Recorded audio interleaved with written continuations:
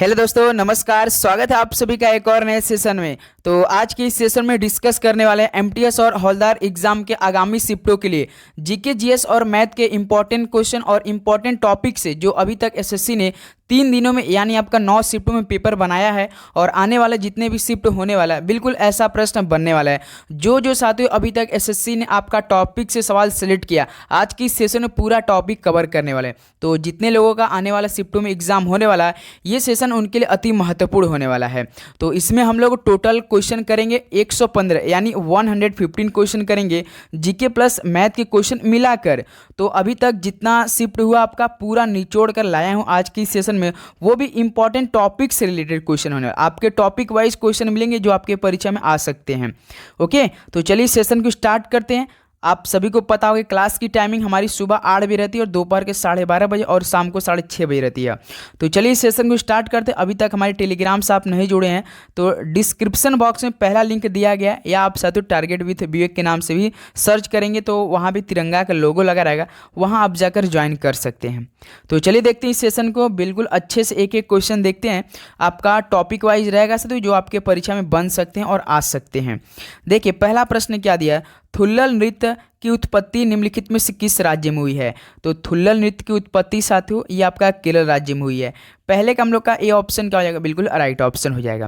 जिस तरह साथियों एसएससी ने पहला आपका जो कल पेपर हुआ था पहले शिफ्ट में तो पूरा सवाल काफ़ी अच्छे लेवल का बना रहा है। उसके बाद साथियों आप सभी से हम बता देना चाह रहे हैं कि आप लोग जो भी पढ़िए अब काफ़ी डीपली पढ़ के जाइए दोस्तों, क्योंकि पेपर में जो पहला शिफ्ट में जितने भाई का एग्जाम हो रहा है वो तो काफ़ी अच्छे क्वालिफाइंग हो कर जाएंगे, क्योंकि पेपर का सवाल बहुत अच्छा रहा करने लायक। लेकिन उसके बाद साथियों जो सवाल क्लेवर है वो काफ़ी डीप पूछ दे रहा है और काफ़ी मतलब सीजीएल टाइप के क्वेश्चन पूछ दे रहा है। तो याद रहे साथी जो भी आप पढ़िए बहुत अच्छे से सही से पढ़ के जाइए। भरतनाट्यम पारंपरिक रूप से किस प्रकार के संगीत के लिए किया जाता है। तो याद रखिए दोस्तों कर्नाटक। डी ऑप्शन क्या हो जाएगा, बिल्कुल राइट ऑप्शन हो जाएंगे। चलिए अगला सवाल देखते हैं, क्वेश्चन नंबर 3। मणिपुरी शास्त्रीय नृत्य के मर्दाना पहलू को किसके रूप में जाना जाता है। तो आज की सेशन में साथियों पूरा वही प्रश्न हम आपके लिए करने वाले जो आपके पेपर में आ सकते हैं। तो याद रखिए तो चलो आपका ए यहाँ से राइट ऑप्शन हो जाएंगे। अगला सवाल देखते हैं, क्वेश्चन नंबर 4। डैश किसके सिद्धियों की सांस्कृतिक विरासत लगभग 300 वर्ष पुरानी है और उनका सिद्धि धमाल नृत्य एक उत्कृष्ट कला शैली है। तो ऐसा किसके साथ हो, तो गुजरात का है। बी ऑप्शन क्या हो जाएगा यहाँ से, बिल्कुल राइट ऑप्शन हो जाएंगे। चलिए नेक्स्ट अगला क्वेश्चन नंबर देखते हैं 5 आपका। नटवरी नृत्य किस नृत्य शैली से संबंधित है। नटवरी नृत्य शैली किस नृत्य शैली से संबंधित है। याद रखिए कथक से है। ऑप्शन यहाँ से क्या हो जाएगा आपका, बिल्कुल राइट ऑप्शन हो जाएंगे। तो हमें साथियों 115 क्वेश्चन करना है तो थोड़ा सा टाइम को स्पीड को मेंटेन करके चलना है हमें। तो देखिए क्वेश्चन नंबर 6। झारखंड का पाइका नृत्य आमतौर पे कौन से जनजाति द्वारा किया जाता है। झारखंड में पाइका नृत्य किया जाता है साथियों, जो कि ये आप याद रखिए मुंडा जनजाति के लोग करते हैं। बी ऑप्शन यहाँ से क्या हो जाएगा, बिल्कुल करेक्ट ऑप्शन हो जाएंगे। चलिए अगला सवाल देखते हैं, क्वेश्चन नंबर 7। लेबांग बुमानी नृत्य किसका फसल नृत्य है। तो लेबांग बुमानी नृत्य साथियों किसका फसल नृत्य है। याद रखिएगा त्रिपुरा का है। बी ऑप्शन यहाँ से क्या हो जाएगा, बिल्कुल करेक्ट ऑप्शन हो जाएंगे। चलिए नेक्स्ट अगला सवाल देखते हैं, क्वेश्चन नंबर 8। महरी नृत्य और गोटीपुआ नृत्य का संबंध निम्नलिखित में किस राज्य से है। तो महरी नृत्य और गोटीपुआ नृत्य का संबंध तो साथी उड़ीसा राज्य से है। ऑप्शन यहाँ से बिल्कुल करेक्ट ऑप्शन हो जाएंगे। चलिए अगला सवाल और लास्ट में आप सभी से पूछा जाएगा कि आप सभी के सभी 115 क्वेश्चन में से कितना सही बना। याद रखिए 100 क्वेश्चन आपका सिर्फ जीके का रहेगा और आपका 15 क्वेश्चन जो मोस्ट इंपॉर्टेंट टॉपिक्स अभी तक एसएससी ने आपका सवाल बना रहा है एमटीएस के लिए बिल्कुल वैसा रहने वाला, यानी 300 नंबर का आपका जीके का सवाल टेस्ट रहेगा और 45 नंबर का आपका साथी मैथ का, यानी 345 नंबर का ये लाइव टेस्ट चल रहा है। तो रिखम फदा नृत्य का संबंध किस राज्य से है। तो ये अरुणाचल प्रदेश से है। डी ऑप्शन बिल्कुल राइट ऑप्शन हो जाएगा। चलिए नेक्स्ट अगला क्वेश्चन नंबर देखते हैं 10। भारतीय नृत्य का किसका शब्द सांस्कृतिक शब्द से लिया गया है और इसका शाब्दिक अर्थ है कि की ओर ले जाना। तो भारतीय नृत्य का अभिनय शब्द का संस्कृत शब्द जो कि से लिया गया और इसका शाब्दिक अर्थ क्या है, की ओर ले जाना। डी ऑप्शन बिल्कुल करेक्ट ऑप्शन हो जाएंगे। चलिए अगला सवाल देखते हैं, क्वेश्चन नंबर आपका 11। भारतीय नृत्य के किस रूप को कोमल और महिला प्रस्तुति के लिए उपयुक्त कहा जाता है। तो बताइए साथियों किसके लिए कहा जाता है। तो लासा के लिए। सी ऑप्शन क्या हो जाएगा मेरे भाई, यहाँ से आपका बिल्कुल राइट ऑप्शन हो जाएंगे। ओके चलिए अगला सवाल देखते हैं, क्वेश्चन नंबर 12। सभी दोस्त हर एक सवाल का जवाब बताते चलेंगे। राठवा जो किस राज्य के एक निवासी हैं, होली के अवसरों पर राठवा नृत्य करते हैं। कल के पेपर में साथियों होलिका दहन से सवाल आपके पेपर में आया था, याद रखेंगे। तो गुजरात राज्य के निवासी है। डी ऑप्शन क्या हो जाएगा यहाँ से आपका बिल्कुल करेक्ट ऑप्शन हो जाएंगे। चलिए अगला सवाल देखते हैं, क्वेश्चन नंबर 13। लंबाड़ी नृत्य किस जनजातीय का लोक नृत्य है और इसकी उत्पत्ति आंध्र प्रदेश में हुई थी। तो लंबाड़ी नृत्य तो साथी याद रखिए बंजारा जनजाति के का किसका है, जनजातीय का लोक नृत्य है, बंजारा लोगों का है ये। बी ऑप्शन बिल्कुल करेक्ट ऑप्शन, और इसकी उत्पत्ति आंध्र प्रदेश में हुई थी। ओके चलिए अगला सवाल देखते हैं, क्वेश्चन नंबर 14। मुंडारी नृत्य का संबंध किस भारतीय राज्य के आदिवासी समुदाय से है। तो याद रखिए दोस्तों झारखंड। डी ऑप्शन यहाँ से क्या आ जाएगा आपका बिल्कुल राइट ऑप्शन। मुंडारी नृत्य का संबंध सतही किस भारतीय राज्य के आदिवासी समुदाय से है, तो झारखंड से है। चलिए नेक्स्ट अगला सवाल देखते हैं, क्वेश्चन नंबर 15। निम्नलिखित में से कौन सी अरुणाचल प्रदेश की आदि जनजाति द्वारा की जाने वाली एक नृत्य शैली है। तो कौन सी अरुणाचल प्रदेश की आदि जनजाति द्वारा की जाने वाली एक नृत्य है, तो मेरे भाई ये तापू है। ऑप्शन यहाँ से क्या हो जाएगा आपका साथी बिल्कुल करेक्ट ऑप्शन हो जाएंगे। ओके उम्मीद करूँगा दोस्तों आपको हर एक प्रश्न काफ़ी अच्छे से याद हो रहेंगे। और साथियों आप सभी से रिक्वेस्ट है भाई कि आप जब भी एग्ज़ाम जाए तो बिल्कुल अच्छे से रिलैक्स होकर, और एग्ज़ाम में जब भी आप कंप्यूटर के सामने बैठे तो साथियों ये सोचिए कि आपको सब क्वेश्चन आ रहा है। ऐसा अपने अंदर कॉन्फिडेंस लेकर जाइए और कंप्यूटर के सामने बैठिए, बिल्कुल आप तभी कर पाएंगे अच्छे से। क्योंकि अब जो MTS का पेपर बन रहा है तो साथ ही वो याद रखिए काफ़ी अच्छे लेवल का सवाल बन रहे हैं, आप उसको हल्के में नहीं लेना है। हम आपको हरदम कहते हैं कि आपको कभी भी मैम साथियों झूठा दिलासा नहीं देख सकते हैं कि आपका सिलेक्शन ऐसे हो जाएगा, या जिनका भी एग्जाम आने वाला शिफ्टों में साथी वो पेपर का एनालिसिस कर रहे होंगे काफ़ी ऐसे जो कि वो करा रहे हैं एनालिसिस, तो आप जरूर देख करिए दोस्तों। ये बहम में बिल्कुल भी मत रहिए साथियों कि पेपर आपका ईजी आ रहा है। याद रखिए साथियों जो पहली बार एग्जाम दे रहा है उनके लिए तो खासकर ये बात बहुत ध्यान से समझना पड़ेगा साथी। तो चाली, झुमरा और नादू भांगी किस भारतीय शास्त्रीय नृत्य शैली से संबंधित है। याद रखिए तो ये सत्रिया से है, बिल्कुल बी ऑप्शन का हो जाएगा बिल्कुल राइट ऑप्शन हो जाएगा। अब देखिए साथियों जो आज जिनका भी सेकंड और थर्ड शिफ्ट का पेपर होगा वो साथियों काफ़ी लेवल का सवाल रहने वाला, और पहला शिफ्ट तो भी हम बता सकते हैं कि कल से जैसा पहला शिफ्ट था उससे भी थोड़ा सा हार्ड आने वाला है। याद रखिए SSC हमारे दिमागों से खेले, जिस तरह से आपका पहला मतलब हफ्ता में एग्जाम हुआ था यानी 30 सितंबर और 1 अक्टूबर, तो उसका पहला दिन काफ़ी ईजी सवाल बनाया, उसके बाद मॉडरेट किया, फिर उसके बाद कल आपका बहुत ईजी पेपर बनाया था। अब देखिए जिनका एग्जाम है उससे थोड़ा सा दिमाग से खेलेगा। ढिमसा लोक नृत्य निम्नलिखित में किस जनजाति द्वारा किया जाता है, तो ये अराकू घाटी द्वारा। ऑप्शन बी मेरे भाई यहाँ से बिल्कुल राइट ऑप्शन हो जाएंगे। चलिए अगला सवाल देखते हैं, क्वेश्चन नंबर 18। पारंपरिक गायन नट का संबंध किस नृत्य से है। तो पारंपरिक गायन जो नट है साथियों याद रखिए मणिपुरी नृत्य से है। बी ऑप्शन बिल्कुल करेक्ट ऑप्शन हो जाएंगे। चलिए अगला सवाल देखते हैं आपका क्वेश्चन नंबर 19। लाहो किस राज्य की नृत्य शैली है। तो लाहो मेघालय राज्य की नृत्य शैली है। ऑप्शन सी बिल्कुल करेक्ट ऑप्शन हो जाएंगे। ओके दोस्त बहुत अच्छा आप सभी का जवाब आ रहा है। क्वेश्चन नंबर देखिए 20 साथी।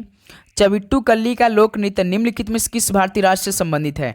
तो साथियों चविट्टू कल्ली का लोक नृत्य ये किस भारतीय राज्य से संबंधित है, तो ये केरल से है। ऑप्शन सी बिल्कुल करेक्ट ऑप्शन है। आप सभी से रिक्वेस्ट है जितने भाई चैनल पे नए तो सब्सक्राइब करके बेल नोटिफिकेशन ऑन करें, क्योंकि आपका अपडेट जो क्वेश्चन आज कराएगा पूरा तीनों शिफ्टों करके लेकर आने वाले हैं आपके लिए।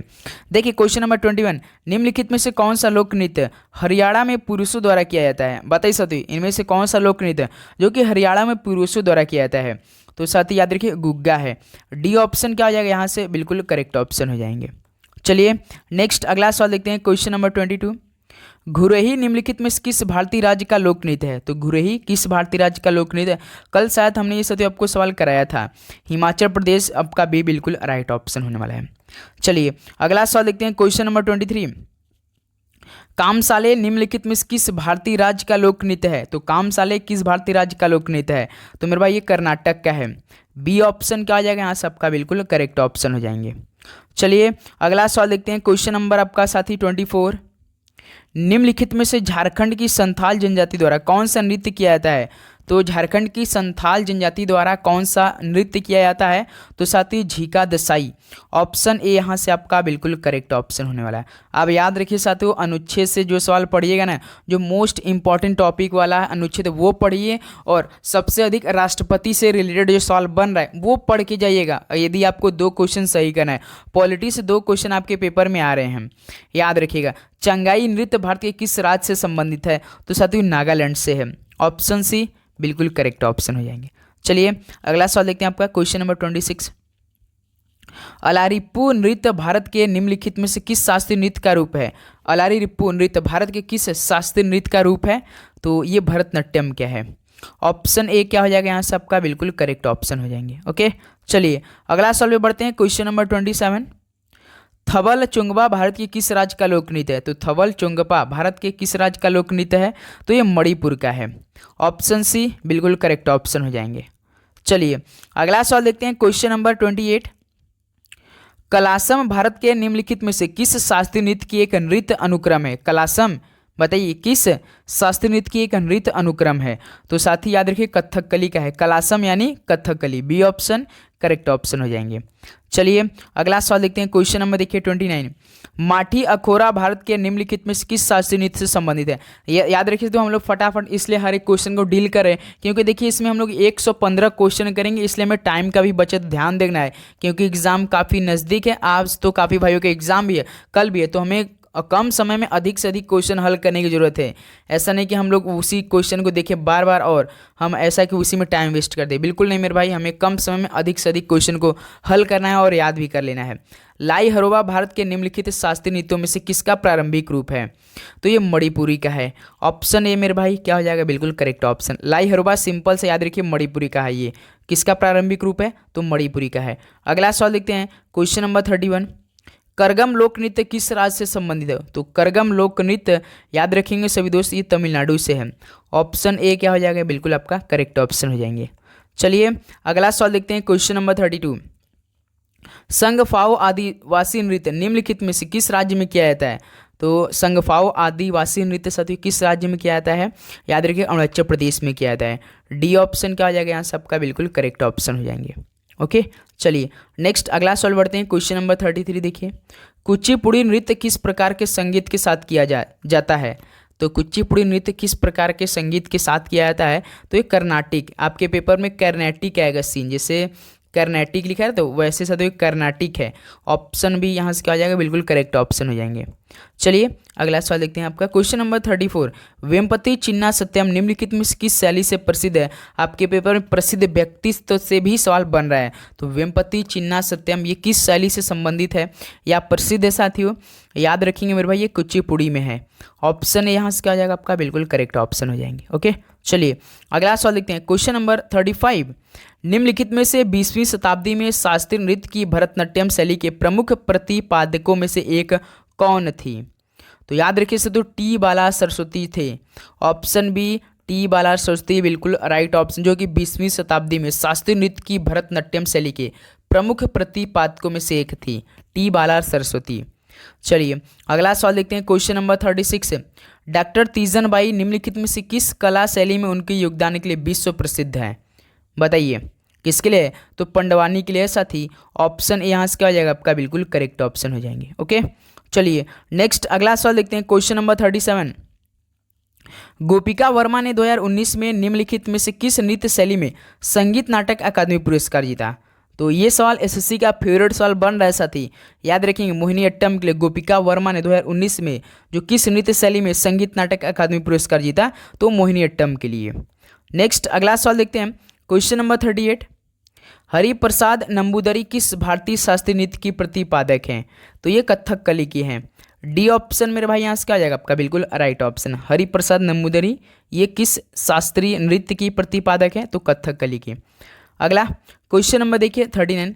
अलूना काबुइनी निम्नलिखित में किस नृत्य से संबंधित है? अलूना काबुइनी ये साथी याद रखेंगे मणिपुरी के लिए हैं। ऑप्शन सी बिल्कुल करेक्ट ऑप्शन हो जाएंगे। चलिए मेरे भाई नेक्स्ट अगला सवाल देखते हैं, क्वेश्चन नंबर 40। रोशन कुमारी, सोना नारायण, माया राव और कुमुदिनी लाखिया प्रख्यात ये कौन से कलाकार हैं? ये चारों सवाल आपके लिए मोस्ट इंपॉर्टेंट सवाल है, ये चारों नाम याद कर लिए साथियों। कथक के लिए फेमस है, कथक के कलाकार हैं। ऑप्शन सी बिल्कुल करेक्ट ऑप्शन हो जाएंगे। चलिए अगला सवाल देखते हैं। क्वेश्चन नंबर आपका 41। भारतीय गायक पंडित जसराज का संबंध किस संगीत घराने से है? हर शिफ्ट में एक सवाल घराना से आ रहा है। तो भारतीय गायक पंडित जसराज का संबंध, तो साथी याद रखेंगे आप लोग, मेवाती घराने से संबंधित है। मेवाती से है। डी ऑप्शन बिल्कुल करेक्ट ऑप्शन हो जाएंगे। चलिए अगला सवाल देखते हैं। Question number 42। निम्नलिखित में से कौन सा संगीतकार पंचमा दा के नाम से प्रसिद्ध है? तो कौन सा संगीतकार पंचमा दा के नाम से प्रसिद्ध है? तो साथी याद रखेंगे आर डी बर्मन है। डी ऑप्शन आपका यहाँ से बिल्कुल करेक्ट ऑप्शन हो जाएंगे। चलिए अगला सवाल देखते हैं। Question number 43। भारती शिवाजी और कनक रेली ये किसके विख्याता हैं? तो बताइए, भारती शिवाजी और कनक रेली आपके पेपर में ये सवाल आ चुका है मेरे भाई। मोहिनी अट्टम, बी ऑप्शन बिल्कुल राइट ऑप्शन। अब देखिए तो जिनका भी एग्जाम, और भी एक आपको तरीका हम बता दें कि जिनका एग्जाम 2-3 दिन बाद होने वाला है साथियों, तो अब देखिए 30 सितंबर का और 1 अक्टूबर का, फिर इसके बाद 7 अक्टूबर के पेपर का सवाल वो याद करते चलेंगे, क्योंकि बिल्कुल रिपीट क्वेश्चन होगा। ऐसा नहीं कि दूसरा क्वेश्चन बनेगा, वही सब क्वेश्चन रिपीट होगा आपके पेपर के लिए। याद रखेंगे तो पद्मश्री पुरस्कार विजेता 2016 गुलाबो सपेरा को किस नृत्य की रानी के रूप में जाना जाता है? गुलाबो सपेरा का साथियों कालबेलिया के लिए। सी ऑप्शन बिल्कुल करेक्ट ऑप्शन हो जाएंगे। चलिए अगला सवाल देखते हैं। Question number 45। सुधा मुदगल निम्नलिखित में किस संगीत विद्या के लिए प्रसिद्ध है? यहाँ पे साथियों सुधा होना चाहिए। सुधा मुदगल ये किस संगीत विद्या के लिए प्रसिद्ध है? तो मेरे भाई हिंदुस्तानी संगीत के लिए। तो डी ऑप्शन यहाँ से क्या हो जाएगा आपका बिल्कुल करेक्ट ऑप्शन हो जाएंगे। ओके चलिए नेक्स्ट अगला सवाल देखते हैं। Question number 46। पद्म भूषण कुमारी कमला का संबंध किस भारतीय नृत्य से है? तो पद्म भूषण कुमारी कमला का संबंध ये किस भारतीय नृत्य से है? तो साथ ही याद रखिए कथक के लिए है। बी ऑप्शन यहाँ से क्या हो जाएगा बिल्कुल करेक्ट ऑप्शन हो जाएंगे। चलिए अगला सवाल देखते हैं। Question number 47। पद्मश्री पुरस्कार से सम्मानित दर्शन झावेरी भारत की एक कौन सी नृत्यांगना है? तो जो पद्मश्री पुरस्कार सम्मानित दर्शन झावेरी भारत की क्या है सर? तो ये मणिपुरी नृत्यांगना है।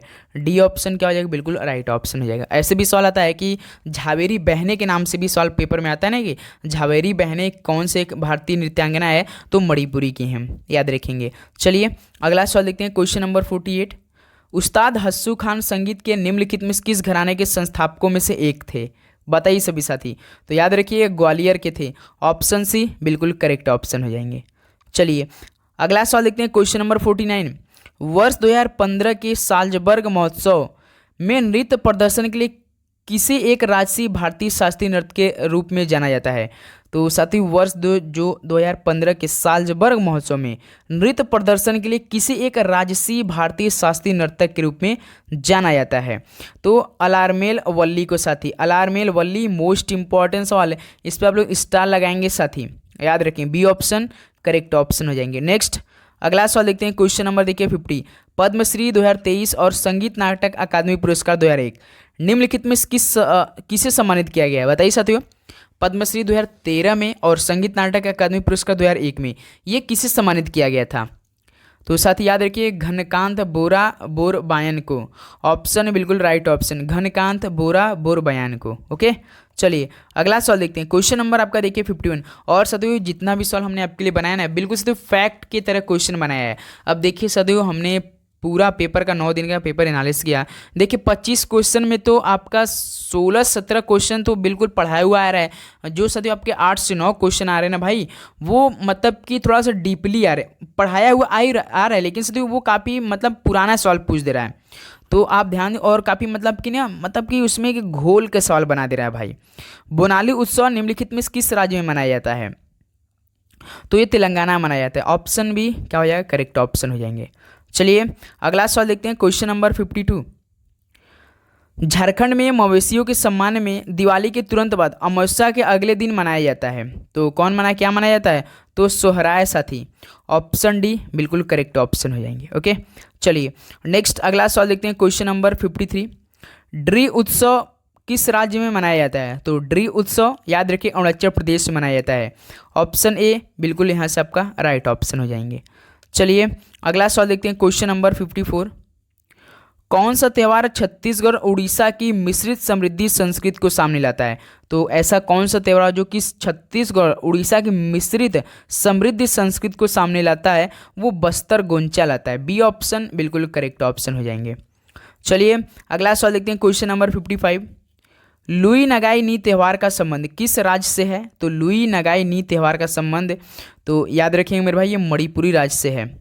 ऑप्शन ए मणिपुर आपका बिल्कुल करेक्ट ऑप्शन हो जाएंगे। ओके, चलिए नेक्स्ट अगला सवाल देखते हैं, क्वेश्चन नंबर 56। गरबा किस त्यौहार के दौरान किया जाता है? गरबा किस त्यौहार के दौरान किया जाता है? तो नवरात्रि के दिन साथियों, बी ऑप्शन बिल्कुल राइट ऑप्शन। और नवरात्रि समय चल रहा है तो आप सभी को शुभ नवरात्रि। और आप क्या बता सकते साथियों कि गरबा किस राज्य का है, ये किस स्टेट का है? चलिए कमेंट बॉक्स में बताइए, गरबा साथियों जो किया जाता है ये किस राज्य में किया जाता है। नेक्स्ट अगला क्वेश्चन नंबर देखिए 57। चिथिरई उत्सव किस राज्य में मनाया जाता है? तो चिथिरई उत्सव किस राज्य में मनाया जाता है? मेरे भाई तमिलनाडु में मनाया जाता है। बी ऑप्शन बिल्कुल करेक्ट ऑप्शन हो जाएंगे। चलिए नेक्स्ट अगला सवाल देखते हैं, क्वेश्चन नंबर 58। आदि जनजाति द्वारा मनाया जाने वाला सोलुंग त्यौहार का संबंध किस राज्य से है? तो आदि जनजाति द्वारा मनाया जाता है साथियों जो सोलुंग त्यौहार है, इसका संबंध याद रखेंगे अरुणाचल प्रदेश से है। ऑप्शन सी बिल्कुल करेक्ट ऑप्शन हो जाएंगे। चलिए नेक्स्ट अगला सवाल देखते हैं, क्वेश्चन नंबर देखिए 59। वांगला त्यौहार निम्नलिखित में से किस जनजाति द्वारा मनाया जाता है? तो वांगला त्यौहार ये साथियों किस जनजाति द्वारा मनाया जाता है बताइए? तो ये गारो जनजाति द्वारा। ऑप्शन बी बिल्कुल करेक्ट ऑप्शन। तो साथियों थोड़ा सा स्पीड, बिल्कुल मुझे पता है कि थोड़ा स्पीड ज़्यादा हो रहा है, लेकिन साथियों सॉरी, आज आपका एग्जाम है तो आप रिवीजन करके फटाफट जाइए और अपना से जो तैयारी और मजबूत कीजिए, क्योंकि पूरा आपका इंपॉर्टेंट टॉपिक से सवाल आज के सेशन में जो आपका MTS बार सवाल पूछ रहा है। तो बैसाखू उत्सव भारत में किस राज्य से जुड़ा है? तो बैसाखू उत्सव भारत में आपका असम राज्य से जुड़ा है। ऑप्शन ए बिल्कुल करेक्ट ऑप्शन हो जाएंगे। चलिए अगला सवाल देखते हैं, क्वेश्चन नंबर 61। मुगल साम्राज्य की भू राजस्व प्रणाली के संदर्भ में कर के लिए तय राशि को क्या कहा जाता है? तो बताइए मुगल साम्राज्य की भू राजस्व प्रणाली के संदर्भ में कर के लिए तय राशि को क्या कहा जाता है? तो मेरे भाई जमा कहा जाता है। डी ऑप्शन बिल्कुल करेक्ट ऑप्शन हो जाएंगे। चलिए अगला सवाल देखते हैं, question number 62। Matters of discretion Bharat के किस पूर्व प्रधानमंत्री की आत्मकथा है? तो मैटर्स ऑफ डिस्क्रिशन भारत के किस पूर्व प्रधानमंत्री की आत्मकथा है? तो बताइए इंदर कुमार गुजराल का। बी ऑप्शन बिल्कुल करेक्ट ऑप्शन हो जाएंगे। चलिए अगला सवाल देखते हैं, क्वेश्चन नंबर 63। कथक गुरु शोभना नारायण ने 1992 में कौन सा भूषण प्राप्त किया था या कौन सा सम्मान प्राप्त किया था? तो दोस्त याद रखिएगा पद्म विभूषण मिला था। डी ऑप्शन बिल्कुल राइट ऑप्शन। यहाँ से आप लोग इस पर स्टार लगाएं क्योंकि पेपर में रिपीट होने वाला सवाल है, किसी ना किसी शिफ्ट में ये सवाल जरूर आएगा कि पूछेगा डायरेक्ट कथक गुरु शोभना नारायण ने 1992 में पद्म विभूषण प्राप्त किया था। ओके, चलिए अगला क्वेश्चन नंबर आपका 64 देखिए। आई एम नो मसीहा अभिनेता की आत्मकथा है, तो बताइए आई एम नो मसीहा किस अभिनेता की आत्मकथा है? तो मेरे भाई ये सोनू सूद का है, याद रखिएगा आई एम नो मसीहा। ऑप्शन ए बिल्कुल करेक्ट ऑप्शन हो जाएंगे। चलिए नेक्स्ट अगला क्वेश्चन नंबर 65। निम्नलिखित नदियों में से कौन से सिंधु नदी प्रणाली की सहायक नदी है? कल जो साथियों यानी हमने परसों वाली क्लास में डायरेक्ट जो सवाल कराया था आपके ना, बिल्कुल 2 क्वेश्चन रिपीट बिल्कुल सेम एज इट इज मिल गया था आपके पेपर में। तो कोसी नदी याद रखेंगे और यही सिंधु नदी से ही सवाल था आपके पेपर के लिए। ऑप्शन है बिल्कुल राइट ऑप्शन, जिसे सिंधु को पूर्वगामी के नाम से जाना जाता है। इसी तरह का क्वेश्चन आया था पेपर में। देखिए 66 बहमनी सुल्तान की स्थापना निम्नलिखित में किस नेता ने की थी? बहमनी सुल्तान की स्थापना किस नेता ने की थी? तो दोस्त याद रखिए अलाउद्दीन हसन बहमन शाह ने किया था। बी ऑप्शन बिल्कुल करेक्ट ऑप्शन हो जाएंगे। चलिए अगला सवाल देखते हैं, question number 67। Train to Pakistan नामक उपन्यास के लेखक कौन है? ट्रेन टू पाकिस्तान बताइए साथी। तो खुशवंत सिंह है साथी, याद रखिएगा बी ऑप्शन बिल्कुल करेक्ट ऑप्शन हो जाएंगे। ओके, चलिए नेक्स्ट अगला सवाल देखते हैं, क्वेश्चन नंबर 68। निम्नलिखित में से कौन सा प्रकाश संश्लेषण में सक्षम जलीय जीवों का एक विविध समूह है? तो साथी कौन सा प्रकाश संश्लेषण में सक्षम जलीय जीव का एक विविध समूह है? तो मेरे भाई शैवाल है। डी ऑप्शन करेक्ट ऑप्शन हो जाएंगे। चलिए अगला सवाल देखते हैं, क्वेश्चन नंबर 69। निम्नलिखित में से कौन सा देश 22वें फीफा विश्व कप फुटबॉल का आयोजन 2022 में किया था? बताइए साथी, देश में 22वां फीफा विश्व कप फुटबॉल का आयोजन किया गया था 2022 में, तो वो कहाँ पर किया गया था? तो साथी कतर में किया गया था। ऑप्शन सी बिल्कुल करेक्ट ऑप्शन। ये करेंट अफेयर में सवाल आपके बन सकता है साथी, क्योंकि एसएससी कभी भी नए सवाल नहीं पूछता है करंट अफेयर से, हर बार 1 से 2 साल पुराना पूछता है। देखिए, निम्नलिखित में से किस गवर्नर जनरल ने दिसंबर 1829 में सती प्रथा खिलाफ कानून बनाया था? बताइए, ऐसा किस गवर्नर जनरल ने किया था कि दिसंबर 1829 में सती प्रथा खिलाफ कानून बना दिया था? बताइए किसने किया था? तो लॉर्ड विलियम बेंटिक ने साथी। बी ऑप्शन बिल्कुल करेक्ट ऑप्शन हो जाएंगे। ओके, चलिए नेक्स्ट अगला सवाल देखते हैं। क्वेश्चन नंबर 71, निम्नलिखित में से किस अनुच्छेद में शामिल मौलिक कर्तव्य अनुच्छेद 21 के समान है? बताइए साथी, किस अनुच्छेद में शामिल मौलिक कर्तव्य अनुच्छेद 21A के समान है? बताइए। तो साथी याद रखिए, अनुच्छेद 51A की है मेरे भाई। क, जिस तरह से आप क बोलते हैं ना, ये क है डायरेक्ट दिया है, ऐसे आपको समझना पड़ेगा मेरे भाई, याद रखिएगा। थोड़ा सा घुमा कर सवाल है आपके लिए। चलिए नेक्स्ट अगला, क का के होता है जिसे ना। क्वेश्चन नंबर देखिए 72, निम्नलिखित में से कौन भारत के चुनाव आयुक्तों की नियुक्ति करते हैं? बताइए, भारत के चुनाव आयुक्तों की नियुक्ति कौन करते हैं? तो राष्ट्रपति साहब करते हैं। डी ऑप्शन बिल्कुल करेक्ट ऑप्शन हो जाएंगे। ओके, चलिए नेक्स्ट नंबर देखते हैं 73, पृथ्वी के मौसम में सभी परिवर्तन किसके कारण होते हैं? तो पृथ्वी के जो मौसम में सभी साथी जो परिवर्तन होते हैं वो केवल एक ही कारण के होते हैं, वो सूर्य के कारण होते हैं। ऑप्शन सी बिल्कुल करेक्ट ऑप्शन है। जान लीजिए साथियों, जो सभी मौसम में परिवर्तन होते हैं पृथ्वी में ना, वो सूर्य के कारण होते हैं। 74 देखिए, राष्ट्रीय बाल अधिकार संरक्षण आयोग की स्थापना किस वर्ष की गई थी? तो मेरे भाई ये आपका 2007 में की गई थी। बी ऑप्शन बिल्कुल राइट ऑप्शन हो जाएंगे। ओके, चलिए अगला सवाल देखते हैं। क्वेश्चन नंबर 75, सुधा चंद्रन एक प्रसिद्ध अभिनेत्री और एक कुशल नर्तकी हैं। बताइए, जो सुधा चंद्रन एक प्रसिद्ध अभिनेत्री तो हैं ही साथी, और एक कुशल भरतनाट्यम नर्तकी भी हैं, याद रखिएगा। सी ऑप्शन बिल्कुल राइट ऑप्शन हो जाएंगे। नेक्स्ट अगला सवाल देखते हैं साथी, आपका क्वेश्चन नंबर 76 है, स्थिरता के साथ विकास और आत्मनिर्भरता की प्रगतिशील उपलब्धि, ये किस पंचवर्षीय योजना का उद्देश्य था? तो मेरे भाई ये चौथी पंचवर्षीय योजना का उद्देश्य था। ऑप्शन सी बिल्कुल राइट ऑप्शन हो जाएंगे। नेक्स्ट अगला क्वेश्चन नंबर देखते हैं 77, विश्व कप 2022 में भारतीय महिला क्रिकेट टीम की कप्तान कौन थी? विश्व कप 2022 में भारतीय महिला क्रिकेट टीम की कप्तान आपको बताना है, वो कौन थी? तो याद रखिए तो मिताली राज थी। बी ऑप्शन आपका बिल्कुल यहाँ से राइट ऑप्शन हो जाएंगे। तो साथियों, आप सभी से रिक्वेस्ट रहता है कि आप सभी लोग क्लास पे आते हैं और चैनल पे हैं तो लाइक नहीं करते हैं भाई, वही आपका एक लाइक ना भाई हम लोग को बहुत मोटिवेट करता है कि आप लोग के हम लोग डेली के डेली क्लास प्रोवाइड करते हैं। जो एसएससी जिस तरह का सवाल बनाता है बिल्कुल वैसा ही संभावित आपके लगातार हम लोग क्लास प्रोवाइड कर रहे हैं। निम्नलिखित में से बेरियम पेरोक्साइड का सूत्र कौन सा? बताइए तो बेरियम पेरोक्साइड का सूत्र इनमें से कौन सा है? तो बेरियम एडियम पेरोक्साइड का सूत्र लिखे तो साथियों सिंपल सा है, BaO2 होता है। BaO2 होता है, BaO2 BSO4 BaO। देखिए डी ऑप्शन, डी क्या है भाई आपका बिल्कुल करेक्ट ऑप्शन हो जाएंगे। नेक्स्ट अगला क्वेश्चन नंबर देखिए 79, मेट्टूर बांध निम्नलिखित में से किस नदी पर स्थित है? मेट्टूर बांध साथी याद रखें कावेरी नदी पर स्थित है। ऑप्शन ए बिल्कुल राइट ऑप्शन हो जाएंगे। चलिए अगला सवाल देखते हैं क्वेश्चन नंबर 18, बोरान की संयोजकता कितनी है? बोरान की साथ जो संयोजकता होती है वो कितनी होती है? सिंपल सा 3 होती है। ऑप्शन बी बिल्कुल राइट ऑप्शन। नेक्स्ट अगला सवाल देखते हैं क्वेश्चन नंबर 81, निम्न में से किस नदी पर हैवलॉक पुल बनाया गया था जिसे बंद कर दिया गया है? बताइए किस नदी पर हैवलॉक पुल बनाया गया था लेकिन अब इसे क्या कर दिया गया? बंद कर दिया गया है। तो मेरे भाई ये गोदावरी नदी पर। डी ऑप्शन क्या हो जाएगा यहाँ से आपका बिल्कुल करेक्ट ऑप्शन हो जाएंगे। ओके, चलिए अगला सवाल आपके पेपर में पूछ सकता है साथी ये सवाल, चोल साम्राज्य में निम्न में से किस कर की वसूली नगद रूप में न करके जबरन श्रम के रूप में की जाती थी? बताइए साथी, याद रखिए वेट्टी साथी, क्या वेट्टी किस कर की वसूली नगद रूप से न करके जबरन श्रम के रूप में किया जाता था? तो वेट्टी साथी। सी ऑप्शन करेक्ट ऑप्शन हो जाएंगे। ओके, चलिए नेक्स्ट 83 देखिए, सर्वोच्च न्यायालय या उच्च न्यायालय के न्यायाधीश को संसद द्वारा किसके जरिए हटाया जा सकता है? बताइए साथी, सर्वोच्च न्यायालय या उच्च न्यायालय के न्यायाधीशों को संसद द्वारा निम्नलिखित में किसके जरिए हटाया जा सकता है? तो ये साथियों विशेष बहुमत के तहत हटाया जा सकता है। ऑप्शन सी बिल्कुल राइट ऑप्शन हो जाएंगे। और लास्ट में आप सभी का 345 नंबर में से कितना नंबर आ रही है जरूर बताना है। देखिए डैश ने पैरालंपिक गेम्स 2022 में मेजबानी की थी? तो किस देश ने साथियों पैरालंपिक गेम्स 2022 में मेजबानी की थी? तो वो चीन ने किया था। बी ऑप्शन करेक्ट ऑप्शन हो जाएंगे।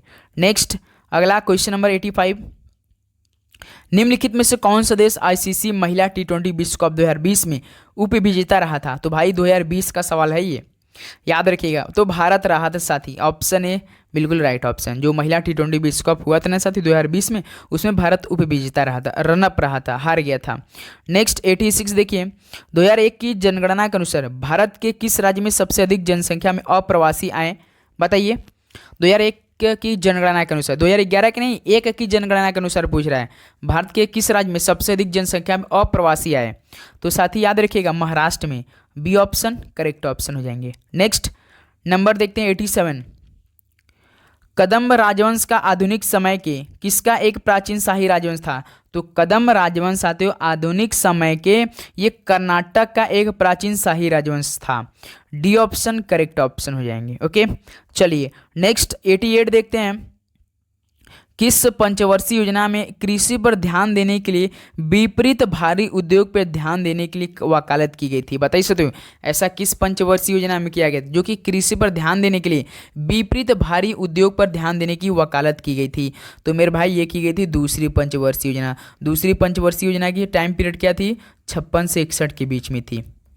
चलिए नेक्स्ट 89 देखिए, संविधान में न्यायिक पुनर्विलोकन पद का कितनी बार उल्लेख हुआ है? तो साथियों जो संविधान में न्यायिक पुनर्विलोकन पद का कितनी बार उल्लेख किया गया अभी तक? तो साथियों कहीं भी उल्लेख नहीं है, ऐसा याद रखिएगा, सीधे सीधे कहीं भी नहीं उल्लेख है। ऑप्शन सी करेक्ट ऑप्शन हो जाएंगे। नेक्स्ट अगला सवाल देखते हैं आपका क्वेश्चन नंबर देखिए 90, निम्नलिखित में से कौन सा भारतीय राज्य अंग्रेजों के साथ सहायक संधि पर हस्ताक्षर करने वाला पहला राज्य था? बताइए। भारतीय राज्य अंग्रेजों के साथ सहायक संधि पर हस्ताक्षर करने वाला पहला राज्य था साथी, वो कौन था? तो हैदराबाद ही था साथी। ऑप्शन ए बिल्कुल राइट ऑप्शन हो जाएंगे। नेक्स्ट नंबर देखते हैं आपका क्वेश्चन नंबर 91, देखिए पांडवानी संगीत की प्रसिद्ध कलाकार तीजन बाई ने किस वर्ष पद्म विभूषण पुरस्कार जीता था? बताइए साथियों, पांडवानी संगीत की प्रसिद्ध कलाकार तीजन बाई ने किस वर्ष पद्म विभूषण पुरस्कार जीता था? तो मेरे भाई ये 2019 में जीता था। ऑप्शन बी बिल्कुल राइट ऑप्शन हो जाएंगे। ओके चलिए नेक्स्ट अगला सवाल देखते हैं क्वेश्चन नंबर 92, निम्नलिखित में से कौन सी पुस्तक रस्किन बॉन्ड द्वारा नहीं लिखी गई है? तो इनमें से कौन सी पुस्तक रस्किन बॉन्ड द्वारा नहीं लिखी गई है? तो याद रखिए मिडनाइट चिल्ड्रेन नहीं लिखी गई है। ये साथियों सलमान रुश्दी का है। किसका है मेरे भाई? सलमान रुश्दी का है, याद रखिएगा आप लोग, मिडनाइट चिल्ड्रेन। नेक्स्ट नंबर अगला, और the room on the roof, the blue umbrella, roads to Mussoorie, ये किसकी पुस्तक है? तो रस्किन बॉन्ड की है, याद रखेंगे। नेक्स्ट अगला क्वेश्चन नंबर 93, निम्नलिखित में से कौन सी नदी नेपाल हिमालय से निकलती है? ऑप्शन देखिए और बताइए कि ऐसी कौन सी नदी जो कि नेपाल हिमालय से निकलती है? तो साथियों गंडक नदी है। ऑप्शन ए बिल्कुल करेक्ट ऑप्शन हो जाएंगे। नेक्स्ट अगला सवाल देखते हैं मेरे भाई क्वेश्चन नंबर आपका 94, विजयनगर साम्राज्य की स्थापना किस वर्ष हुई थी? तो विजयनगर साम्राज्य की स्थापना किस वर्ष हुई थी? तो साथी 1336 में हुई थी। ऑप्शन सी बिल्कुल राइट ऑप्शन हो जाएंगे। नेक्स्ट अगला सवाल बताइए क्वेश्चन नंबर 95, डैश में औरंगजेब ने बीजापुर को मुगल साम्राज्य में मिला लिया? तो बताइए किस वर्ष में औरंगजेब ने बीजापुर को मुगल साम्राज्य में मिला लिया? तो ऐसा किया था साथी 1685 में। बी ऑप्शन करेक्ट ऑप्शन हो जाएंगे। नेक्स्ट नंबर अगला 96 देखिए, प्रसिद्ध संगीतकार भजन सुपोरी किस वाद्य यंत्र से संबंधित है? तो प्रसिद्ध संगीतकार भजन सुपोरी किस वाद्य यंत्र से संबंधित है? बताइए। तो संतूर से है। ऑप्शन सी बिल्कुल राइट ऑप्शन हो जाएंगे। चलिए मेरे भाई नेक्स्ट अगला सवाल देखते हैं क्वेश्चन नंबर 97, देखिए ट्राइक्लोरोमीथेन का IUPAC नेम क्या है? बताइए। ट्राइक्लोरोमीथेन का IUPAC नाम आपको बताना है। तो याद रखिए सिंपल सा क्लोरोफॉर्म है। D option correct option. अगला सवाल देखते हैं 98, 1991 में भारतीय रुपए का अवमूल्यन कितने चरणों में किया गया?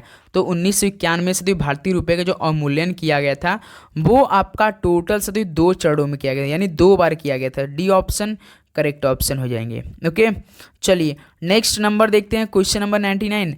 वर्ष 2011 में भारत के किस राज्य में हिंदू आबादी का प्रतिशत सबसे अधिक था? तो 2011 में साथियों भारत के किस राज्य में हिंदू आबादी का प्रतिशत सबसे अधिक था?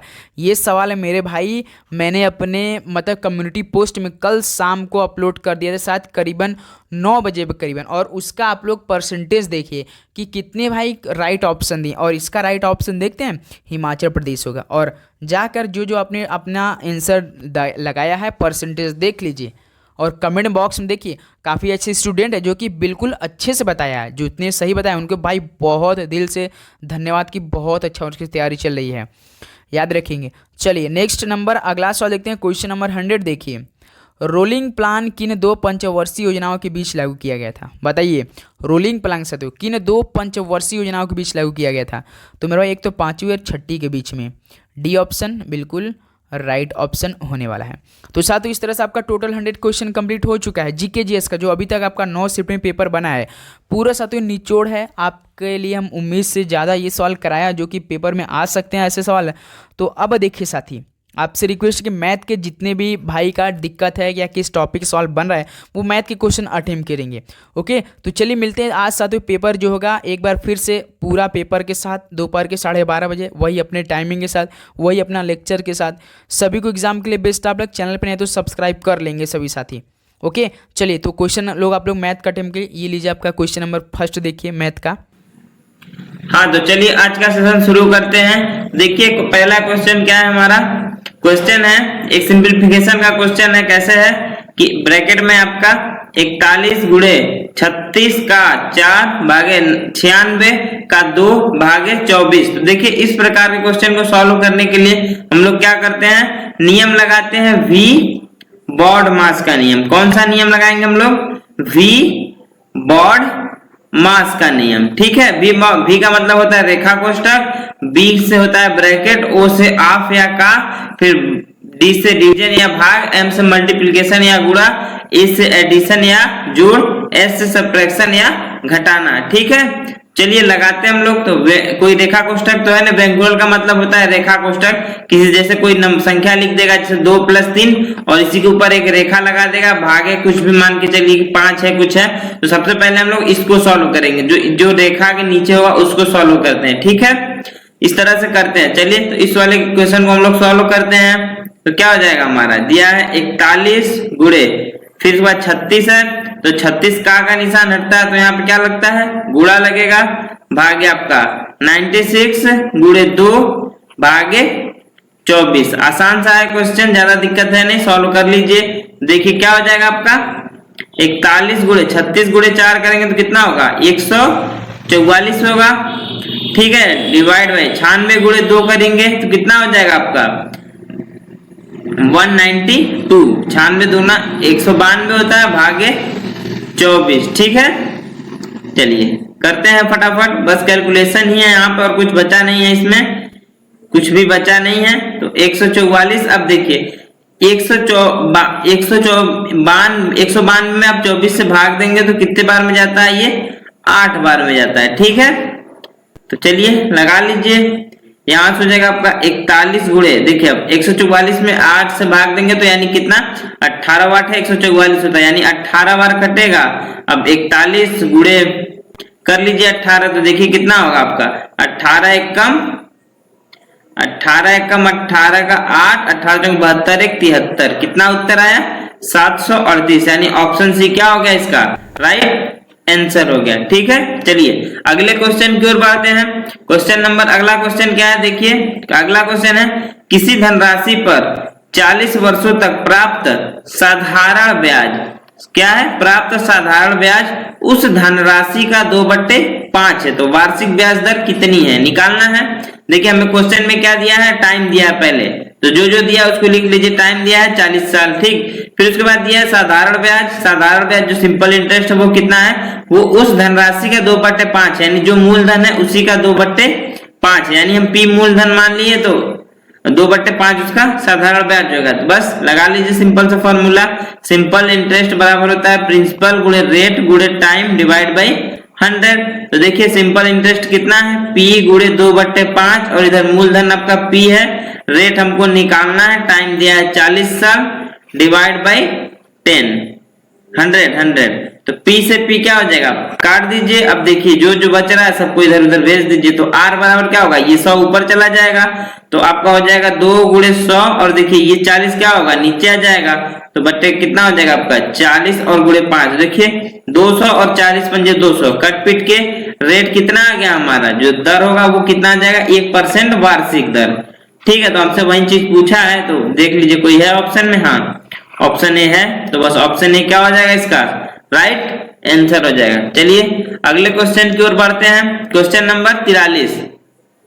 क्वेश्चन नंबर 43 क्या है कि एक विद्यार्थी ने एक परीक्षा में 75% अंक प्राप्त किए और उसे 60% अंक प्राप्त करने वाले दूसरे विद्यार्थी के अंक से 30 अंक अधिक प्राप्त हुए। ठीक है, 30 अंक क्या हो रहा है, उसको अधिक मिल रहे हैं, तो बताइए परीक्षा के अधिकतम अंक कितने होंगे। ठीक, देखिए कोई विद्यार्थी स्टूडेंट 1 है और एक कोई विद्यार्थी स्टूडेंट 2 है, पहले वाले को मिल रहे हैं 75% मार्क, दूसरे को मिल रहे हैं 60% अंक, 60%, और दोनों के बीच जो अंकों का गैप है वो कितना है, 30 मार्क का है, 30 अंक का है। तो देखिए परसेंटेज में डिफरेंस देखें हम लोग तो 15% का डिफरेंस है, और नंबर कितना है 30 अंक है, यानी कि ये जो हमारा 15% है वो किसके बराबर है, 30 अंक के बराबर है। ठीक, तो परीक्षा में अधिकतम अंक कितने होते हैं, वो होते हैं आपके 100%, तो 100% निकालने के लिए हम लोग क्या कर देंगे, 30/15 और गुणे 100, यानी कि कितना आ गया हमारा 200 मार्क, यानी ऑप्शन बी क्या हो जाएगा इसका राइट आंसर हो गया। ठीक है, चलिए अगले क्वेश्चन की ओर बढ़ते हैं। तो अगला क्वेश्चन क्या है कि रोहित 2320 में एक पुराना बल्ला खरीदता है और इसकी मरम्मत में 180 रुपए खर्च करता है, यदि वह उसे 2400 में बेचता है तो बताइए हानि कितने की होगी। ठीक, तो हानि के लिए हम लोग क्या करते हैं, पहले कास्ट प्राइस या लागत मूल्य या क्रय मूल्य देखते हैं। तो क्रय मूल्य कितना होगा, 2320 में तो खरीद रहा है और साथ ही साथ 180 रुपए उसके मरम्मत में खर्चा कर दे रहा है, तो टोटल कितना हो गया 0, 8 2 10, 3 1 4 1 5 और ये 2, यानी कि 2500 रुपए में उसको बैट पड़ रहा है। और बेच कितने में रहा है, वो जो उसका सेलिंग प्राइस है वो कितना है, वो है आपका 2400। ठीक, तो जो लॉस होगा या हानि होगा वो कितना होगा, तो घटा दीजिए, हानि बराबर क्या होता है हमारा, हानि बराबर होता है हमारा क्या होता है, cost price minus selling price. तो कॉस्ट प्राइस है उसका 2500 माइनस सेलिंग प्राइस कितना है 2400, कितना है 2400, तो यानी कि जो हमारा लॉस है वो कितना आया 100 रुपए का। तो प्रतिशत लॉस हमें निकालना है, तो परसेंटेज लॉस का जो फॉर्मूला होता है लॉस बट्टे कॉस्ट प्राइस इंटू 100, तो लगा लीजिए फॉर्मूला। तो लॉस है उसको 100 रुपए का, कॉस्ट प्राइस है उसका 2500 और गुणे ये 100, तो देखिए 2 जीरो से ये 2 जीरो कैंसिल, तो 25 से काटेंगे इसको 4 बार में, यानी कि कितना आया 4%, यानी ऑप्शन भी क्या हो गया इसका राइट आंसर हो गया। ठीक, चलिए अगले क्वेश्चन की ओर बढ़ते हैं, क्वेश्चन नंबर 45। तो क्वेश्चन नंबर 45 क्या है कि 7200 को PQR के बीच में क्रमशः 1:1/2:3/2 के अनुपात में बांटा जाता है, तो बताइए R का हिस्सा कितना होगा। ठीक, तो देखिए P Q और R के बीच में रेशियो कितना है 1:1/2:3/2। देखिए सरल अनुपात नहीं है, एक ऐसा अनुपात है भिन्न वाला अनुपात है। तो जब भी भिन्न वाला अनुपात आए तो जो संख्याएं हर में दी होती है उसका क्या ले लीजिए, एलसीएम लेके उसी से गुणा कर दीजिए। देखिए 2 और 2 का एलसीएम तो 2 ही होगा, तो 2 से पूरे अनुपात में क्या कर दीजिए, गुणा कर दीजिए। एक बात को आप लोग हमेशा याद रखिए, किसी भी अनुपात में आप क्या कीजिए, गुणा कीजिए या भाग दीजिए, अनुपात पे कोई असर नहीं पड़ता है। तो यहाँ पे हम 2 से गुणा करेंगे, तो हमारा जो P और Q और R के बीच में रेशियो निकल के आएगा 2 से गुणा करने के बाद, 2 का गुणा 1 में करेंगे 2 रेशियो, 2 का गुणा 1/2 में करेंगे तो 1 हो जाएगा, फिर से रेशियो 2 का गुणा 3/2 में करेंगे तो ये 3 हो जाएगा। ठीक, तो P Q R के बीच में 2:1:3 आ जाएगा। अब देखिए यही दिया है कि 7200 रुपए है टोटल, तो देखिए तीनों को जोड़ के कितना बन रहा है, 2 1 3 और 1 2 और 3 3 6 यूनिट बन रहा है। टोटल कितना बन रहा है 6 यूनिट, और यही 6 यूनिट किसके बराबर होगा, जितना हमारा टोटल वैल्यू है, तो टोटल वैल्यू हमारा है 7200। ठीक, तो 6 यूनिट की वैल्यू कितना है 7200, तो 1 यूनिट की वैल्यू कितनी हो जाएगी हमारी, तो 1 यूनिट की वैल्यू हो जाएगी हमारी 7200/6 यानी कि कितना हो जाएगा 1200। अब देखिए आर कितना है, तो आर है 3 यूनिट, तो आर का जो हिस्सा होगा वो कितना है 3 यूनिट, यानी 3 यूनिट का मतलब 3 गुणे 1200 यानी 12 3 3600। 3600 हाँ, तो ऑप्शन सी क्या हो जाएगा इसका राइट आंसर हो गया। ठीक है, चलिए अगले क्वेश्चन की ओर बढ़ते हैं। क्वेश्चन नंबर 46 क्या है कि एक क्रिकेट टीम में 7 पुरुषों की आयु है 26, 25, 21, 29, 24, 28 और 22। तो बताइए उनकी औसत आयु कितनी होगी। तो देखिए औसत निकालने का फॉर्मूला होता है एवरेज बराबर होता है जितनी संख्याएं दी होती है सबको जोड़ दीजिए बटे कितनी संख्याएं हैं वो लिख दीजिए। ठीक, तो सम करेंगे तो आपका हो जाएगा 26 plus 25 plus 21 plus 29 plus 24 plus 28 और ये साथ में 22 और बट्टे टोटल संख्याएं 7 है, तो बट्टे कितना हो जाएगा आपका 7। ठीक, जोड़ दीजिए तो 26 और 25 51, 51 21 कितना होगा 72, 72 और 29 101 और ये 24 आपका 125, 125 28 153 22 175 हुआ, यानी कितना बना आपका ये 175/7, यानी भाग देंगे तो ये 25 बार में कितने बार में कटेगा 7 है ना, हाँ 7 दूना 14, 3 और 5 7 25 बार में, यानी औसत आयु खिलाड़ियों की कितनी आई वो 25 बरस आई। ऑप्शन सी क्या होगा इसका राइट आंसर हो गया। चलिए अगले क्वेश्चन की ओर बढ़ते हैं। तो अगला क्वेश्चन क्या है कि m रेशियो n बराबर 9:6 है, तो m प्लस n और m माइनस n का मान कितना होगा। तो देखिए m अपॉन n की वैल्यू कितनी दी है 9/6। ठीक, हमसे पूछा किसका वैल्यू है m plus n divide by m minus 1। Ratio को जब भी हटाएंगे तो इसी तरह लिखते हैं। ठीक, तो देखिए जब भी घात या पावर एक समान हो अंश और हर का, तो जो वैल्यू सीधे सीधे दी होती बस उसी को क्या करते हैं हम लोग रख देते हैं। तो m के बदले 9 रख दीजिए और n के बदले 6 रख दीजिए, तो 9 - 6 तो 9 6 15/3 यानी कि कितना है 5/1। अब हमको अनुपात निकालना है, बट्टे में तो वैल्यू निकालना नहीं है, तो m plus n ratio m minus n ये हो जाएगा हमारा 5:1।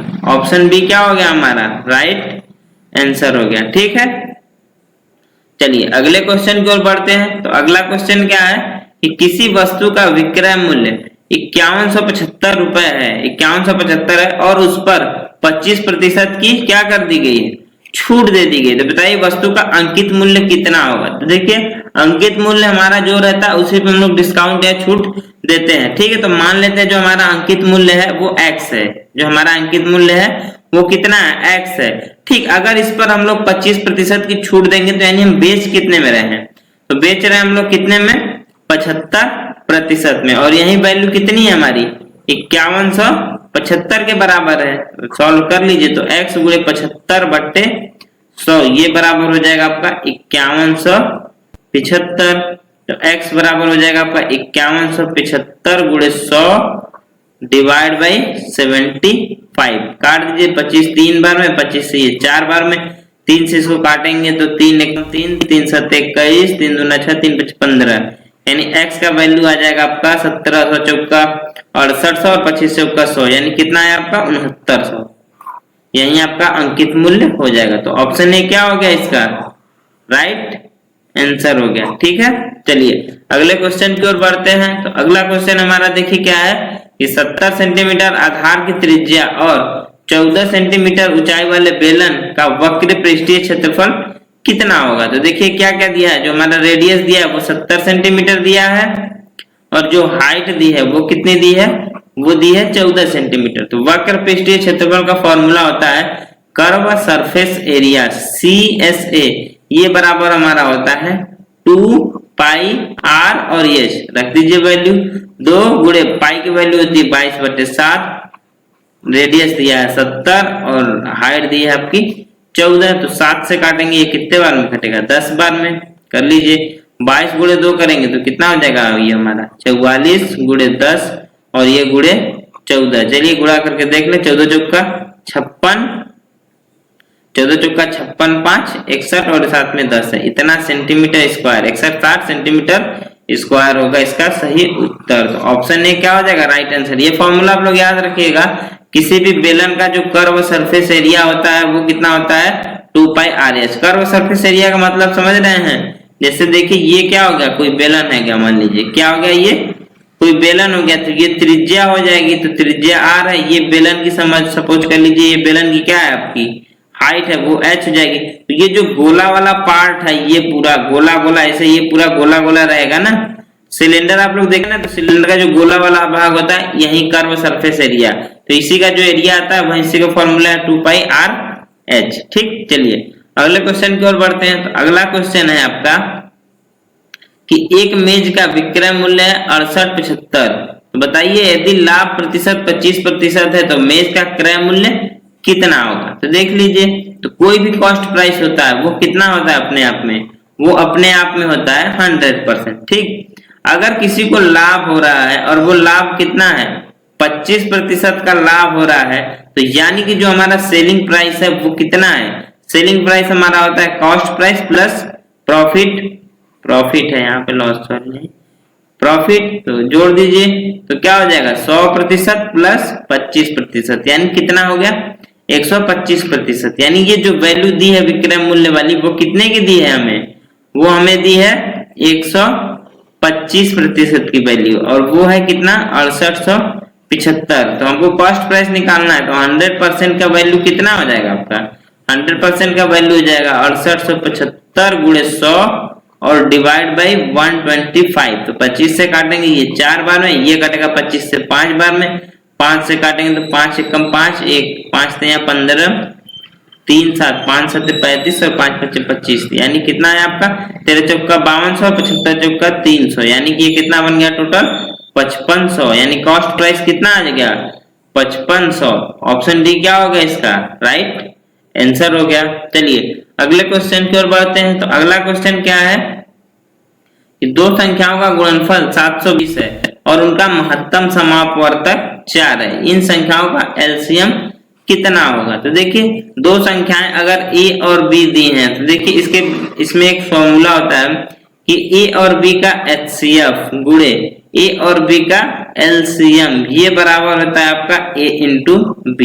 ठीक, तो हमको देखिए एचसीएफ 4 दिया है, एलसीएम हमको क्या करना है निकालना है, और दो संख्याओं गुणनफल ए बी 720 दिया है, तो बस निकाल लीजिए सिंपल सा फॉर्मूला। एलसीएम हो जाएगा आपका 720/4, यानी एलसीएम की वैल्यू कितनी आ गई 18 चौक 72, यानी 180। तो 180 इसका क्या हो जाएगा आपका सही उत्तर हो जाएगा। ठीक है, चलिए अगले क्वेश्चन की ओर बढ़ते हैं। तो अगला क्वेश्चन क्या है हमारा 11,000 रुपए की धनराशि पर 11% वार्षिक दर पर 2 वर्ष के लिए चक्रवृद्धि ब्याज और साधारण ब्याज के बीच अंतर ज्ञात कीजिए। तो देखिए 2 वर्ष के लिए अगर आपको फॉर्मूला ये ध्यान दीजिएगा जो हम बताने जा रहे हैं, अगर 2 वर्ष के लिए आ जाए कि चक्रवृद्धि ब्याज और साधारण ब्याज के बीच में सिर्फ और सिर्फ कितने के लिए 2 साल के लिए, तो उसके लिए शॉर्टकट फॉर्मूला होता है हमारा प्रिंसिपल इंटू रेट बटे 100 का होल स्क्वायर, यहाँ पे टाइम दर और ये आपका मूलधन। ठीक है, 2 वर्ष के लिए ये सिर्फ 2 वर्ष के लिए फॉर्मूला काम करता है। 2 वर्ष के लिए चक्रवृद्धि ब्याज और साधारण ब्याज के बीच अंतर का फॉर्मूला होता है प्रिंसिपल गुणे रेट अपॉन 100 का होल स्क्वायर। ठीक है, तो रख दीजिए वैल्यू। तो देखिए मूलधन कितना है आपका 11,000 है, रेट है 11 और बट्टे 100 का होल स्क्वायर, सॉल्व कर लीजिए तो यहाँ हो जाएगा आपका 11,000, 11 का स्क्वायर होता है 121 बट्टे नीचे हो जाएगा आपका 100 गुणे 100 यानी 10,000।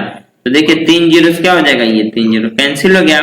अब गुणा कर लीजिए तो 11 गुणे 121 करेंगे तो 11 कम 11, 11 दूना 22 1 23, 11 कम 11 दू 13, 1331 बट्टे 10 यानी कितना है आपका 133.1 रुपया अंतर आ गया। तो ऑप्शन बी क्या हो जाएगा इसका राइट आंसर। ये फॉर्मूला बड़ी काम का है आपके एग्जाम के दृष्टिकोण से, तो इसको देख लीजिएगा आप लोग कि 2 वर्ष के लिए अगर आ जाएगी चक्रवृद्धि ब्याज और साधारण ब्याज के बीच में अंतर कितना होगा, तो वो होगा प्रिंसिपल इंटू रेट अपॉन 100 का होल स्क्वायर। ठीक है, याद रख लीजिएगा, बहुत इंपॉर्टेंट फॉर्मूला है ये। चलिए अगले क्वेश्चन की ओर बढ़ते हैं। तो अगला क्वेश्चन है कि चीनी के मूल्य में 40% की वृद्धि होती है, तो चीनी की खपत में कितने प्रतिशत की कटौती करनी होगी ताकि चीनी पर कोई अतिरिक्त राशि खर्च ना करनी पड़े। ठीक है, तो कैसे देखिए इस टाइप को, तो इस टाइप को इस क्वेश्चन को सॉल्व करने का एक सिंपल सा शॉर्ट ट्रिक होता है। देखिए अगर आपका मूल्य में वृद्धि हो रही तो जाहिर सी बात है, अगर क्या हो रहा है, प्राइस का दाम बढ़ रहा है तो जो खपत होगा या कंजम्पशन होगा वो क्या होगा, अपने आप घटेगा, तभी जाके आपका जो इधर जो आपका रेट होगा या जो भी आप कीमत लगा रहे होंगे वो क्या रहेगा, वो कांस्टेंट रहेगा। ठीक है, देखिए तो कैसे करते हैं, अगर 40% कोई चीज बढ़ रहा है, 40% क्या हो रहा है, अगर कोई चीज बढ़ रहा है तो जाहिर सी बात है कि ये जो कंजम्पशन होगा या वो खपत होगा वो क्या होगा, वो घटेगा। और वो कितना घटेगा तो उसको हम लोग यहीं से निकाल लेते हैं। तो देखिए 40% को अगर आप भिन्न में लिखना चाहें तो कैसे लिखेंगे, 40/100 यानी कि आ गया आपका ये कितना, प्लस 2/5। ठीक, तो देखिए क्या हो रहा है, अगर किसी चीज का दाम 2/5 से बढ़ रहा है तो जाहिर सी बात है खपत क्या होगा, घटेगा। तो इधर अगर प्लस है तो यहाँ पे आप माइनस का निशान लगाइए, ऊपर वाले को उसी तरह रहने दीजिए और नीचे क्या कर दीजिए 5 और ये -2 कर देंगे। क्या कर देंगे, 5 माइनस, इधर माइनस का निशान लगाया है ना तो घटाना पड़ेगा यहाँ पे, तो घटा दीजिए। या यहाँ पे देखिए आप सक्सेसिव वाला मेथड भी यहाँ पे क्या कर सकते हैं, हम लोग लगा सकते हैं। एक सक्सेसिव मेथड से समझ लीजिए, फिर उससे इस वाले मेथड को भी हम लोग लगा लेंगे। तो देखिए कैसे करेंगे,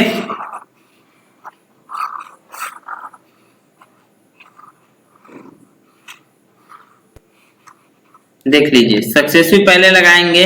अगर हमारा मूल्य क्या हो रहा है, स्थिर रखना है, इसका मतलब हमें मूल्य में कोई वृद्धि नहीं चाहिए, तो उसके लिए क्या होगा, एक चीज आपका बढ़ेगा तो दूसरा चीज घटेगा। ठीक है, यही सक्सेसिव का फॉर्मूला होता भी है, तो वही चीज है यहाँ पे आप लगा लीजिए। तो देखिए मूल्य कांस्टेंट रखना है, तो सपोज कर लीजिए चीनी के मूल्य में 40% की वृद्धि हो रही है तो y% खपत क्या होगा, घटेगा, तो -40y/100, 0 से 0 कैंसिल काट दीजिए, 40 इसको इधर ला दीजिए, ये हो जाएगा y + 4/10 और इधर y = कितना हो गया 40, y आप कॉमन ले लेंगे तो यहाँ से बन जाएगा y प्लस मतलब 1 + 4 / 10 = 40। बस इसी को सॉल्व कर लीजिए, आपका उत्तर आ जाएगा। तो y और ये 10 कम 10 4 ये कितना बन गया आपका 14/10, ये बराबर आपका बना 40।